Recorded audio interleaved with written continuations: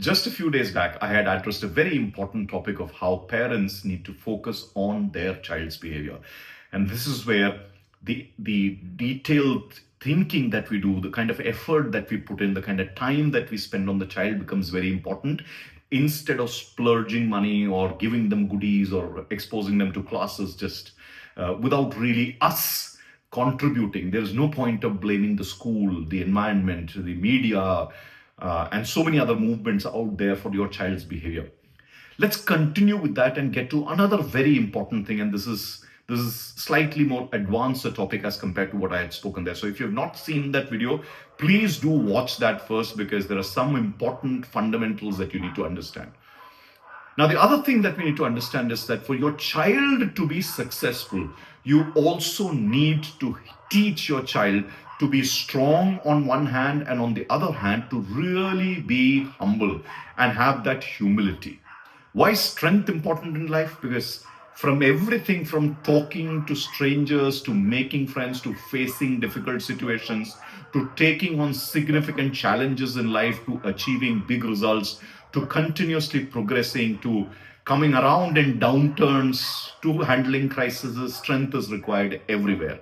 But on the other side, humility is going to be very important for your child, so that they treat others with respect, talk to them with compassion, deal with them with compassion, understand the pain of others, even be humble about their own strengths and not over leverage their strengths and create problems for others. So very important qualities to be brought together for your child to be successful and likable.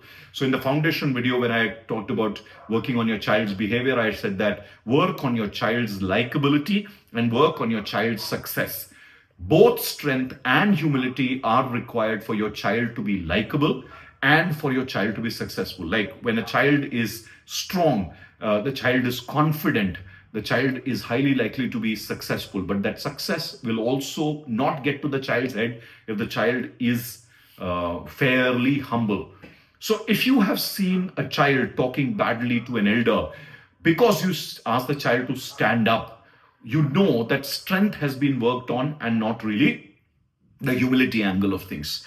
So strength without humility is arrogance for anyone, for any human being. And in a child also, this is a dangerous combination. We are teaching the child to be arrogant. So whether you're teaching the child to be physically strong, mentally strong, or emotionally strong, in any of these places, if you don't teach the child humility, it will become overconfidence. It will become very in the face and very aggressive.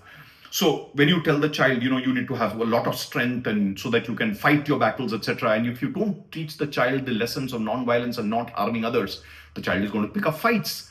If you're teaching the person, mental strength to speak up, to use strong words, and you don't again teach the child the lesson of respect, etc., again, the child is going to be very aggressive in the face. If you're teaching the child not to cry and, not to feel hurt and all of that, then, also you need to teach the lesson that when you're in pain, it's okay to cry, it's okay to ask for help. Or when somebody is crying or asking for help, you need to help them and not ridicule them. If you don't teach them that humility, it's again going to be a significant problem. So all lessons of strength that you teach, whether it's emotional, mental, physical, you need to teach them counterbalancing qualities of how to be humble while they use those strengths. So whenever you praise your child's strength, always make sure that you don't overpraise. You praise it, but also show them the balancing side of the quality, that how to continue to be strong, yet be humble, yet to come across in such a way that they are compassionate towards other people. At the same time, when you teach the child to be humble but not be strong, you are going to end up teaching the child a lot of weakness. Why? Because when we say humble, you say listen to others, keep quiet, respect others, don't challenge others all the time, don't use strong words. These are many of the lessons of humility. Or you say, okay, you are successful, but don't let that success get to your head. You are nothing yet. You have not achieved anything yet. And these are all ways that we reinforce. So you are almost like overcorrecting the child's strengths so that you teach the child humility. No, that's not the way to teach humility. Humility again has to be taught them with strength. So when you tell the child, fine, don't let this success get to your head, but understand you need to celebrate. You have achieved something better than others.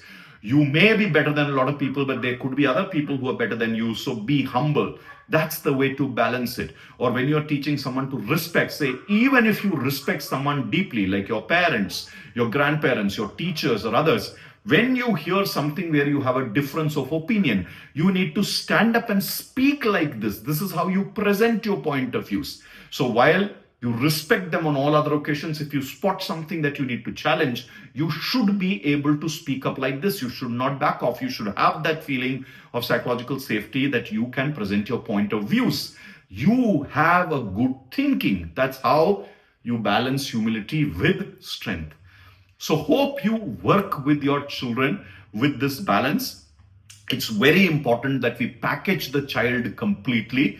Fundamental behaviors are good. I will again repeat, you as a parent have to teach your child to be likable and to be successful, and strength and humility balanced are required in the child for the child to deal with the world, deal with themselves, deal with others, and yet deal with it with gentleness, with compassion, with courage, with confidence, etc., etc., etc. I hope you bring up a child who's strong and humble. Doesn't matter what age your child is. The child could be 5, the child could be 15, the child could be 25.